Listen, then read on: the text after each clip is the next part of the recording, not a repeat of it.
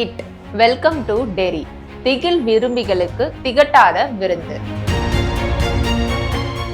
1986ஆம் ஆண்டு புகழ்பெற்ற எழுத்தாளர் ஸ்டீஃபன் கிங் எழுதிய நாவல் இட். அமெரிக்காவில் பெரும் பிரபலமான இந்த நாவல் 1990 முதல் டிவி தொடராகவும் பின்னர் 2017 2019ஆம் ஆண்டு 2 பாகங்களை கொண்ட திரைப்படங்களாகவும் வெளியானது. திகில் பட விரும்பிகளுக்கு பென்னிவைஸ் கிழவனை பற்றி தெரியாமல் இருக்க முடியாது.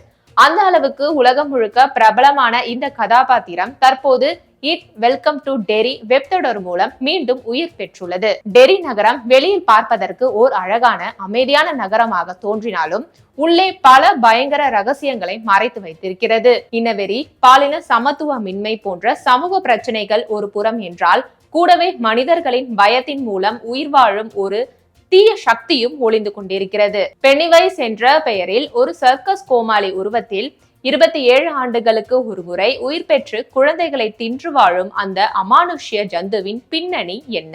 அதை வைத்து அமெரிக்காவின் தலையெழுத்தை மாற்ற நினைக்கும் ராணுவ ஜெனரல், இவை அனைத்தையும் தடுக்க நினைக்கும் சில சிறுவர்கள். இதுதான் இட் வெல்கம் டு டெரி தொடரின் மையக்கரு. இட் நாவல் திரைப்படங்களின் முன்கதையாக உருவாக்கப்பட்டுள்ள இந்த தொடர் 8 எபிசோட்களாக வெளியாகியுள்ளது. வெறும் திகில் தொடராக மட்டுமல்லாமல் 60களில் அமெரிக்காவில் நிலவிய பனிப்போர் அச்சம் மற்றும் சிவில் உரிமை போராட்டங்கள் போன்ற அரசியல் பின்னணிகளையும் இணைத்து பேசுகிறது. இதுவரை வெளியான இட் படைப்புகளில் மிக ஆழமாக அரசியலை பேசியது இதுவாகத்தான் இருக்க முடியும். முந்தைய 2 படங்களில் பென்னிவைஸாக நடித்த பில் ஸ்கார்ஸ்கார்ட் இதிலும் தன்னுடைய ஆளுமையை நிரூபித்துள்ளார். ஜோக்கர் கதாபாத்திரம் என்றால் எப்படி ஹீத் லெஜர் என்றாகி போனதோ அதுபோல இனி பென்னிவைஸ் என்றால் பில் ஸ்கார்ஸ்கார்ட் என்று சொல்லும் அளவுக்கு அற்புதமான நடிப்பு. ஸ்டீஃபன் கிங் எழுத்தில் உருவாகி கிளாசிக் படைப்புகளாக மாறி போன தி ஷைனிங், தி ஷாஷாங்க் ரிடெம்ப்ஷன் போன்ற படங்களின் குறியீடுகளும் ஆங்காங்கே இடம்பெற செய்தது